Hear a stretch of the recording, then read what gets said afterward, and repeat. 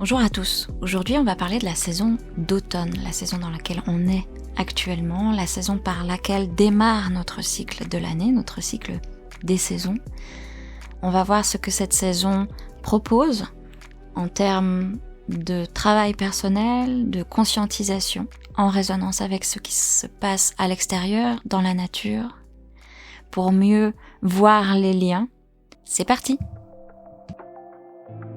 Les rythmes intérieurs et extérieurs, le rythme des saisons, le rythme personnel, le rythme des autres.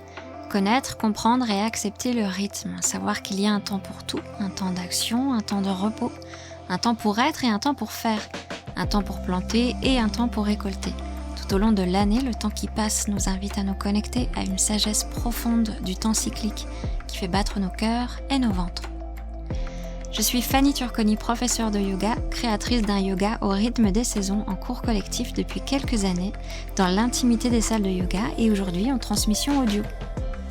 Avec le podcast Rythmé, je souhaite vous aider à commencer ou à continuer à vivre une vie cyclique alignée au flux naturel, en vous donnant des enseignements théoriques et philosophiques, basés sur les anciennes traditions et les observations contemporaines, mais également des éléments pratiques, des clés à mettre en place au quotidien pour s'harmoniser au rythme du temps. Bonne écoute! Donc cette saison d'automne, c'est la saison de démarrage. C'est par là qu'on va commencer à faire notre travail autour des saisons. C'est une saison qui est très active, il y a quand même pas mal de choses à voir, à prendre en compte, ce qui peut être un petit peu déstabilisant parce que c'est pas évident comme saison en termes d'énergie. Déjà, il y a une transition un peu compliquée entre l'été et l'automne. Toute période de transition, de toute façon, va générer un stress au niveau du corps qui doit s'adapter à une nouvelle donne, une lumière qui va être différente, moins d'ensoleillement, un rythme qui change énormément par rapport à cette énergie de rentrée où il y a quand même énormément de choses à faire dans le monde concret, dans le monde réel par rapport à l'été où on peut plus avoir quand même un état d'esprit, on va dire, vacances, si on y arrive. Donc on a quand même ce temps-là qui est un petit peu stressant, donc beaucoup de changements, d'adaptations que le corps doit faire et qui peut générer un stress et nous demander quand même pas mal d'énergie. À l'extérieur, la lumière descend petit à petit aussi, on a moins d'ensoleillement et globalement, si moins de soleil, eh bien moins d'énergie, puisqu'on peut relier un petit peu l'ensoleillement intérieur, l'énergie, le générateur de feu intérieur pour agir. Donc on est quand même dans une période qui est pas tout à fait évidente. Et en plus, cette saison d'automne qui apporte son lot de travail personnel et qui est en plus nécessaire si on veut commencer à intégrer le cycle des saisons. On va en règle générale commencer par l'automne, l'esprit de la rentrée qui vient nous accompagner pour mettre en place des nouvelles choses et préparer en fait ce qui se passera pour nous dans les saisons à venir. Et comme je le dis, chaque saison rentre en résonance avec la précédente, avec la suivante et celle d'après, etc., etc. Ce ne sont pas des saisons qu'on va pouvoir rendre autonomes, indépendantes. Par exemple, il y a quelque chose qui se passe en automne et puis après, advienne que pourra. Non, tout ce qui va se passer maintenant a une résonance sur la suite, comme ce qui s'est passé avant a une résonance sur ce qui se passe maintenant dans la saison. Donc il y a vraiment des saisons qui vont se répondre les unes aux autres et en fonction de ce qui se passe là, notre hiver va être différent, notre printemps va être différent, notre été également. Donc c'est pour ça qu'il est important, en tout cas intéressant, de pouvoir conscientiser ce travail-là afin de rendre les choses un petit peu plus conscientes, donc maîtrisables d'une certaine façon, en lâchant prise quand même sur une idée de contrôle. Mais voilà, avec un travail sur les saisons, on cherche quand même à conscientiser son travail personnel et de plus se retrouver à se questionner à n'importe quel moment de l'année, pourquoi il se passe ça, et pourquoi il se passe pas ça. Là, on cherche quand même à faire le lien entre ce qui nous arrive, entre ce qu'on a fait, planté personnellement, et puis de pouvoir évoluer comme ça. La saison d'automne, selon moi, a 3 étapes, 3 phases importantes qui vont se chevaucher aussi et qui restent là en filigrane quelque part. La première étape, ça va être tout ce qui est de l'ordre de faire un bilan, ce qu'on appelle les récoltes. C'est entre la fin d'été et le début de l'automne, donc c'est vraiment le tout début, vraiment la transition, le début de l'énergie, c'est ok, où j'en suis. Et c'est ça, c'est ce dont on va parler aujourd'hui, et on parlera des autres étapes plus tard. Mais la deuxième étape, on va avoir ce que je vais semer, ce que je décide de créer, de planter et que j'aurai dans mes récoltes dans un an. Et une autre étape qui vient un petit peu colorer tout ça, qui est celle du lâcher-prise, donc ce fameux lâcher-prise dont tout le monde parle. On fera un épisode spécifique là-dessus aussi. C'est vraiment la saison d'automne dans notre respiration est reliée à l'expiration. Donc ce moment où on commence ou en tout cas on est invité à faire ce mouvement-là aussi. Ok ? J'inspire au printemps, je garde poumon plein en été, c'est l'abondance, j'en ai plein à l'intérieur, et puis après j'expire en automne, et puis je garde poumon vide en hiver. Donc il y a vraiment cette notion de pouvoir expirer. Et on pourra travailler avec ça d'ailleurs en yoga, avec cette notion d'expiration. Mais pour l'heure, on va parler de cette première étape dans la saison d'automne, qui est de faire un petit peu le bilan. Nous, on a l'habitude de faire plutôt des bilans en fin d'année, ce qui est pas complètement déconnant, mais dans notre voyage au cœur des saisons, on va plutôt le faire à ce moment-là. Puisque, en résonance avec la nature, c'est les récoltes. Ceux qui vivent à l'extérieur ou qui ont un jardin, on a quand même cette idée de faire ces récoltes à ce moment-là, de voir ce qui a poussé. Donc, en résonance avec tout ça, à l'intérieur, on peut se poser véritablement et se dire, ok, j'en suis où à ce moment-là de l'année ? Qu'est-ce que j'ai ? Si je vais dans mon jardin et que je cueille ce qui a poussé, qu'est-ce que je cueille ? À l'intérieur et dans ma vie, où j'en suis ? Où j'en suis matériellement, financièrement, dans mon travail, dans mes relations, dans mon rapport à moi, dans mon rapport au monde. Qu'est-ce que j'ai gagné intérieurement ? Est-ce que je récolte plus de calme, de sagesse, ou alors j'ai plus de frustration, d'énervement ? Est-ce que je récolte encore davantage d'engagement, où j'ai réussi à me libérer de certaines choses ? C'est vraiment cette question-là, où j'en suis. Sur plein d'aspects. C'est pas vraiment juste que le concret, même si ça en fait partie, mais sur aussi l'aspect immatériel. Donc il y a vraiment cette période-là qui est importante avant de passer à la suite, c'est de faire son bilan. En plus, on est aussi dans le temps de la Vierge d'un point de vue astrologique. Donc la Vierge fait des calculs,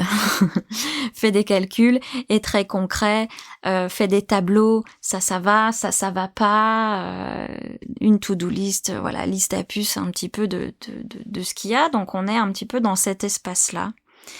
Et c'est important puisque ça me permet de conscientiser ce qu'il y a dans mon jardin, de faire mes récoltes. Je peux aussi même me demander concrètement, quand je fais pousser des choses, qu'est-ce que j'en fais ? Voilà. Par exemple, on peut avoir tendance à, si on a un jardin, à faire pousser des choses et à jamais aller récolter ce qui a poussé et à laisser les choses tranquillement se faire. Ça peut être mon cas par exemple. J'ai des pommiers, j'ai des poiriers, je fais pousser des tomates. Mais je ne sais pas si je vais récolter quelques fruits, mais pas tout le temps. Donc, ça m'informe aussi sur est-ce que est-ce que je suis à l'aise avec cette partie-là? Voilà, de me poser et de prendre la responsabilité aussi de ce qui arrive, de récolter vraiment ce que j'ai. Voilà, où j'en suis. Est-ce que ça me convient? Est-ce que j'aime bien faire ça? Est-ce que j'aime pas? Est-ce que je préfère être dans l'action? Planter. Mais quand il s'agit de récolter, c'est plus compliqué. Ou alors je récolte. Je récolte les fruits des voisins, mais planter, ça me fatigue un peu. J'ai pas trop envie de me poser sur cet aspect-là des choses. Donc, on peut se poser cette question-là aussi. Juste l'acte de faire le bilan, qu'est-ce que ça crée chez moi? Est-ce que j'y arrive? Est-ce que ça me plaît? Ça fait partie du bilan. Donc voilà, on a cette étape-là qui va être importante pour conscientiser. Ça me permet de me dire comment je veux avancer dans le cycle suivant aussi. Est-ce que ce que j'ai dans mon panier me convient? Et de commencer un petit peu à esquisser le début de ce que j'ai envie de planter. Le bilan me sert aussi à permettre de conscientiser les choses afin de ne pas avoir à refaire le même exercice l'année suivante. Si par exemple je récolte j'ai appris quelque chose, j'ai eu une leçon. Quelle leçon j'ai appris cette année? Voilà, j'ai appris la leçon ta. Si je ne fais pas cet effort-là de me poser et de dire c'est ça la leçon que j'ai apprise, je vais avoir du mal à le conscientiser dans la matière, dans mon corps, et potentiellement je vais avoir besoin de réapprendre à nouveau cette leçon. Puisque je ne prends pas acte de ce qui s'est passé. Voilà en quoi c'est aussi important. Par exemple, moi cette année, parce que c'est toujours plus simple avec des exemples, j'ai appris qu'il était important, fondamental, parfois d'avoir des espaces de rien faire, de se reposer, de ne pas solliciter son attention, quelle qu'elle soit, de ne pas s'engager dans des choses qui ne comptent pas, de ne pas se vider en fait énergétiquement sans se recharger. J'ai appris l'importance de se ressourcer et de se recharger. Donc il faut que je le note quelque part puisque je l'avais pas forcément fait et assez vite en début d'automne, j'ai commencé à percevoir que je retombais dans des mécanismes dans lesquels je n'avais pas envie de retomber. Donc il a fallu vraiment me poser et me dire ok, ça je l'apprends et en fait je vais vraiment le mettre à l'intérieur de moi, c'est une leçon que je sais et je ne veux pas avoir à la réapprendre. C'est ça qui est important à faire avec le bilan aussi. Ne pas toujours avoir à apprendre les mêmes leçons. Je prends une leçon, j'en prends acte, je la récolte, j'en fais quelque chose et je n'aurai pas à repasser par cet espace-là plus tard. Donc dans mes récoltes, j'intègre les leçons que j'ai apprises, comment je sens que j'ai grandi ou pas intérieurement, et puis aussi les récoltes extérieures, comme on le dit. Après, je peux me poser la question par rapport à ça. Pourquoi? Ou pas me poser la question pourquoi, pour pas trop mentaliser un processus qui se fait de toute façon, mais que probablement, voilà, moi j'ai récolté quelques tomates, donc il y a un moment donné, j'ai planté des tomates. Donc, c'est le truc classique. On récolte ce que l'on sème, alors toute proportion gardée. Par exemple, moi j'ai des pommiers dans mon jardin, je récolte des pommes, mais c'est pas moi qui plantais les pommiers, c'est quand même les gens d'avant. Donc j'y suis presque pour pas grand-chose d'avoir des pommes dans mon jardin. Mais je peux après décider si je veux 4 pommiers ou si ça fait trop. Je vais peut-être en enlever 2 par exemple. Je veux bien des pommes, mais je veux pas manger que ça. Donc il y a quand même aussi des choses qu'on maîtrise pas tout le temps, qui ont été là avant nous, ou les choses du voisin qui poussent dans notre jardin, voilà, qu'on maîtrise pas. Mais globalement, si on reste sur l'aspect un peu plus simple des choses, je récolte ce que je sème. Mon jardin ressemble à ce que j'y plante. Il y a un livre comme ça pour les enfants d'Olivier Clerc aussi, qui s'appelle, c'est Pompon le lapin. C'est sur les graines de mensonge ou les graines de vérité que l'on fait pousser dans son jardin intérieur. C'est le même principe. Derrière, c'est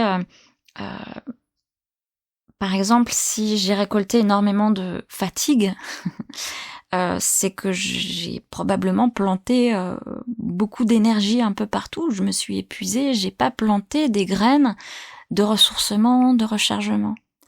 J'ai décidé un peu consciemment de me fatiguer, plus ou moins. Bien sûr, il y a des choses qu'on ne peut pas maîtriser, mais on peut avoir un espace, par exemple pour la fatigue, parce que c'est un sujet pour l'épuisement même, qui me tient à cœur. Si quand j'ai 5 minutes devant moi, je me surcharge de contenu à travers les réseaux sociaux, à travers l'écoute de podcasts et tout, etc. Je me donne pas quand même d'espace de vide mental et de ressourcement.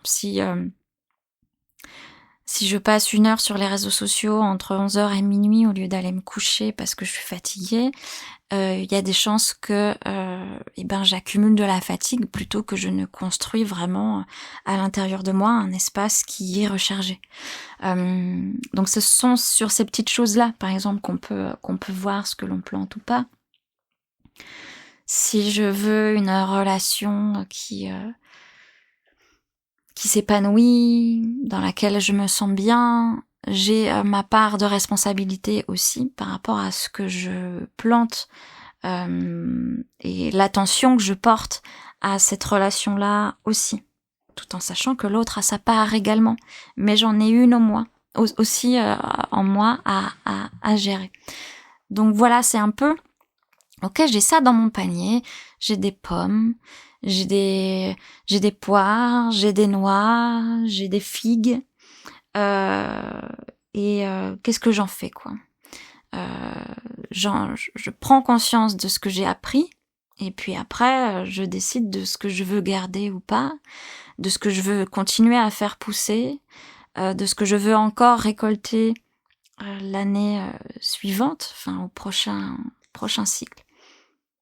Donc il y a vraiment, cette période de récolte, un peu de tri également, si on veut, qui est en lien avec la saison de l'automne, et que l'on peut amener à l'intérieur de soi et travailler avec cet espace-là pour ensuite continuer le fil de mon année avec ce point de départ qui est fondamental. Suite à cela, j'aurai le moment de semer les choses, puis j'aurai le moment de lâcher prise, de faire confiance plus ou moins, et de lâcher prise aussi sur les feuilles mortes, de laisser tomber ce qui doit tomber et de pas s'y accrocher pas sans raison, parce qu'on a toujours toutes les raisons du monde de s'accrocher à ce qui veut tomber, mais de pouvoir relâcher ce qui a besoin de tomber au sol afin que des nouvelles pousses puissent se faire. Si un arbre garde toutes ses feuilles mortes sur lui et les laisse pas tomber, il va avoir du mal au printemps à avoir des nouvelles pousses. C'est le même principe ici, on est aussi dans cet espace-là. J'espère que cet audio vous aura plu. On se retrouvera pour d'autres audios autour de l'automne. Comment je sème, donc là on parlera de l'intention du Sankalpa. Sankalpa en sanskrit qui est cette intention formée par le cœur. Qu'est-ce que c'est qu'une intention formée par le cœur? On parlera aussi du lâcher prise, de ces fameuses feuilles que l'on relâche. On parlera aussi d'Ayurveda, on parlera de l'énergie qui est là en automne, qui est le dosha Vata, et comment apaiser cette énergie-là pour avoir un meilleur équilibre intérieur, ne pas se laisser embarquer par Vata qui peut créer beaucoup d'anxiété, de stress et qui est majoritaire dans cette période de l'automne. On parlera après d'enracinement, on parlera de ressourcement également à travers peut-être aussi la notion de chakra qui viennent travailler ou la notion des éléments également de terre et d'eau qu'on va avoir à conscientiser aussi les prochains temps. Je vous souhaite une bonne journée ou une bonne soirée, une bonne semaine et on se dit à très vite.